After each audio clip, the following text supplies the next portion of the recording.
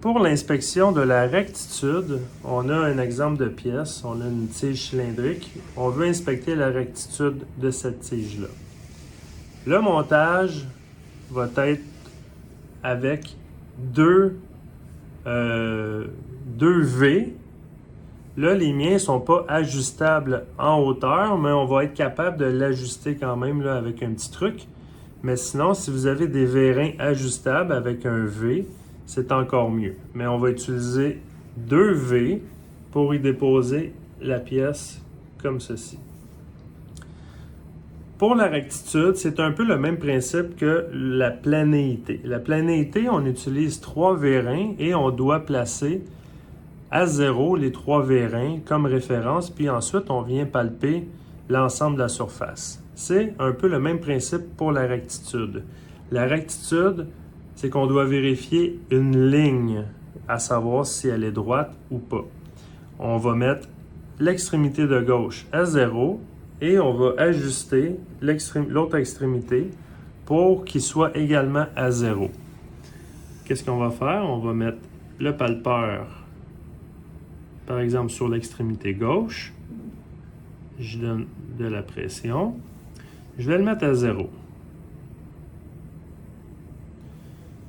Je m'assure que je suis au point le plus haut sur le diamètre. Je m'assure que c'est à 0. Ça, c'est bon. Je m'en viens avec l'autre extrémité.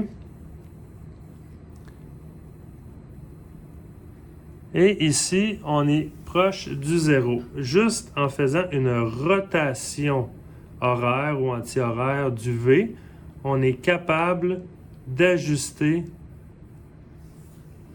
la hauteur de la pièce. C'est sûr que si vous avez besoin d'ajuster plusieurs millièmes, là on parle de peut-être 10-15 millièmes, là c'est sûr que ça ne serait pas possible avec le petit truc que je vous donne, là, de faire la rotation du V. Mais on vient ajuster les deux extrémités à 0. Quand ça c'est fait, on vient palper le point le plus haut sur toute la ligne. Là, on voit clairement qu'on ne reste pas à 0. Là, on est rendu à moins 12, moins presque 15, moins 16, moins 17, moins 18. Et à partir de là, on remonte plus haut jusqu'à temps d'atteindre mon 0 de tout à l'heure. C'est très important de trouver toujours le point le plus haut pour y détecter la valeur. Mon point le plus bas se trouve à être... je vais juste le rechercher. Il était ici. Ça, c'est mon point le plus bas. Là, la pièce est quand même assez croche. On est à moins 15, 16, 17, 18. On est à moins 18 millièmes. Je vais juste faire une petite trace, pas nécessairement vis-à-vis le point le plus bas, mais une trace sur le dessus du diamètre pour dire que cette ligne-là, je l'ai inspectée. Pour la rectitude, ça va être important de vérifier plusieurs lignes comme ça. Là, j'ai fait une première ligne ici de vérification. Elle me donne 18 millièmes. Je prends ça en note sur une feuille. Mais je dois inspecter à différents endroits. Ça veut dire que je vais pivoter ma pièce. Là, le degré n'est pas précis, là, mais je vois à peu près à l'œil à 90 degrés. Et je recommence la même opération. Je dois recentrer la pièce. Je mets l'extrémité à gauche à 0. Je m'en viens à droite. Et je vais ajuster le vérin, le V, pour atteindre le 0. Je m'assure qu'à gauche, je suis correct. Je suis à 0. À droite, je vais le descendre un petit peu, comme ceci.